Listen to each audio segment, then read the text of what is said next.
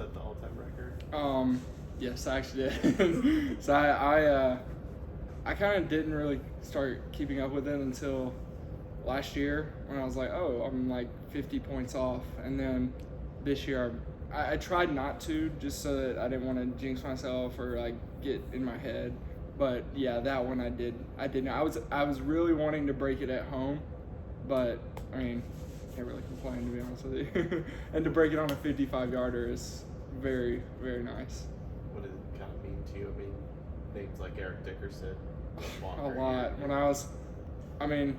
I got here, I was talking to my dad, and my dad he's like very, I don't know, he's very positive about everything. And when I got here, I was very, I don't know, not negative, but very, because I'm so far from home and it's hard getting used to things. And he was like, well, look, this is where you need to be right now. This is the best place you can be, and you have a chance to break the record. And look at the guys that you can break the record: Doak Walker and Eric Dickerson. And I was like, yeah, it's pretty cool. Any cool texts that you got? Did Eric reach out? No, Eric didn't. He didn't. He's probably salty. Yeah, he probably is. But no, Morstead, he commented on my Instagram, and then that was about it. I mean, not really. I'm not a big. I like to stay as humble as I can. I don't really look at it like, oh, I just whatever.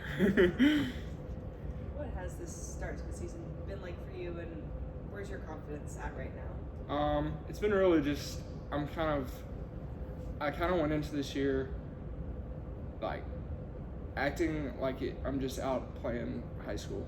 That's, to be honest with you, because that's what worked for me in high school. I went out and I just acted like I wasn't gonna play football in college, and just kind of did my own thing, and you know, was serious when I needed to be serious, but also wasn't so uptight that, you know, I'm trying to be perfect. And if I, you know, I was trying to be very free flowing, and it seems like that's working, and so that's what I'm gonna keep doing.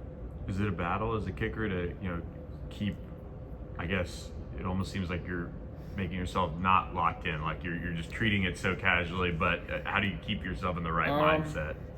It's like, I don't know, I can't even explain it. It's very hard, because like I want to go into it thinking that I'm about to, you know, go play in front of, you know, 10,000 people like in high school, or 5,000 people, and play, you know, Enterprise, Hoover, like back in Alabama.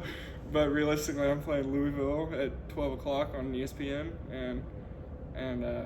but that's just kind of the mindset I've always tried to go into it. And I didn't have that my freshman and sophomore year because I wasn't mature, but I've matured a lot over these 2 years, and I feel like now I'm able to be very casual and then go into it and be very relaxed, and then when I need to lock in, I can lock in. What's been key to maturing? A lot of finding myself, really. A lot of finding myself. Just growing up as a man, and, you know, I was very immature when I got here. And, I mean, a lot of it is my personality, because I have a very, very open personality. But as I've grown, I've learned to still have my personality, but lock in when I need to lock in. I think Coach said you still had some work to do on your celebrations. Your field goals, you working on that? Yeah, I feel like I've had some pretty good celebrations so far. I like to mix it up. I like to go on the like just off my head, off the rip, and I felt like the Louisville celebration was pretty good. But yeah, no, I like to just go on it off my head. Like I was thinking about that pregame, but I try not to think about that, because that's when you're like, oh, you need to make the kick first. So.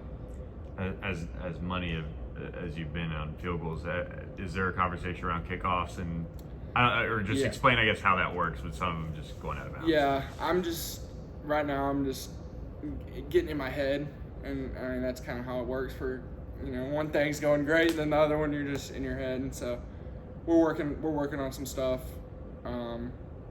with Coach Horney, and so we're working on some stuff, fix it up, and Gabo's been great, obviously, and just fixing it up and fixing mechanics and just getting confidence back in the kickoff game. Bye week good for that. Yeah, obviously. oh yeah, it's perfect week for it to happen. Yeah.